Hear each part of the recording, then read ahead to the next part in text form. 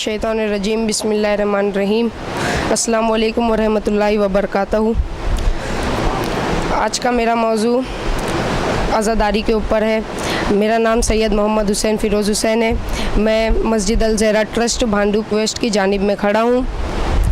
मैं बुज़ुर्गान से और हमारे भाईजानों से सवाल पूछना चाहूँगा। कुछ सवाल पूछूँगा, बहुत चंद सवाल हैं। मैं अपने भाईजान से पूछना चाहूँगा, राशिद भाई से, कि आज़ादारी का क्या असली मकसद है। राशिद भाई, आप बताएंगे कि हमारी आज़ादारी का असली मतलब क्या है। अस्सलामु अलैकुम रहमतुल्लाहि व बरकातुहू। आज़ादारी हुसैन का हमारा मेन मकसद हमारा किरदार है और हमारे माशरा जो आज के दौर में बहुत पुरशोभ ज़माना है, तो इस माशरे में हमें थोड़े से डेवलपमेंट लाना है। हमारा आज़ादारी जो बेपर्दगी में हो रही है उसे पर्दे में लाना है, और नमाज जितने भी हुकूम खुदा है उस सब पे अमल करना, ये हमारा मकसद हुसैनी है। और रहमतुल्लाह।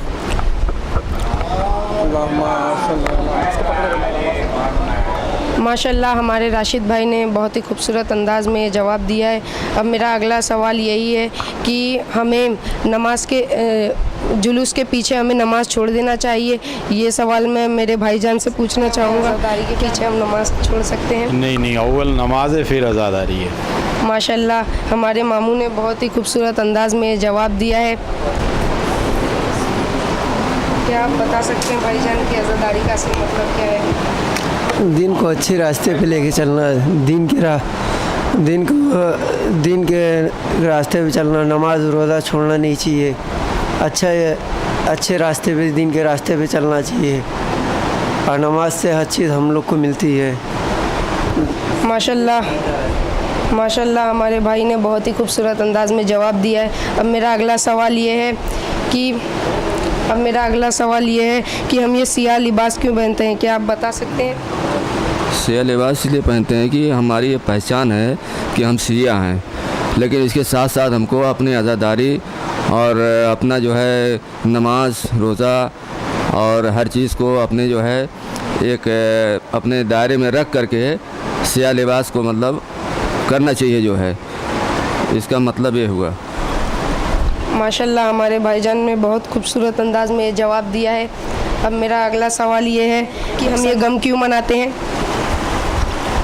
हम गम इसलिए मनाते हैं कि जो मज़लूम इमाम हुसैन अलैहिस्सलाम को करबला के बयाबान में भूखा और प्यासा शहीद किया गया था, इसकी वजह से हम उनका गम मनाते हैं। उससे पहले कितनी भी शहादतें हुई जिसका हमें पता तक नहीं चला। ये एक वाहिद शहादत है जो हम तक पहुंची है, जिसको हम इतने वसी तरीके से मना सकते हैं। सिर्फ़ और सिर्फ मैं यही कहूँगा कि ये मोजज़ा था जो हम तक पहुँचा है, नहीं तो उससे पहले हर इमाम की शहादतें हुई। इमाम हसन अलैहिस्सलाम को शहीद किया गया, लेकिन उन सबों की इन्फॉर्मेशन हम तक पूरी डिटेल में नहीं अवेलेबल है। तो मैं सबसे यही कहूँगा कि ज़्यादा से ज़्यादा जो है आज़ादारी में आज़ादार बन के और बाअमल बन के, अगर से आपको नहीं समझ में आता तो आशूर का एक दिन है जो इमाम हुसैन अलैहिस्सलाम ने अमल भी किया है और शहादत भी दी है, तो दोनों को देखते हुए हम उस चीज़ में हिस्सा ले सकते हैं। और मेरी यही गुजारिश रहेगी सारे मोमिनीन से। माशाल्लाह, खूबसूरत अंदाज में जवाब दिया।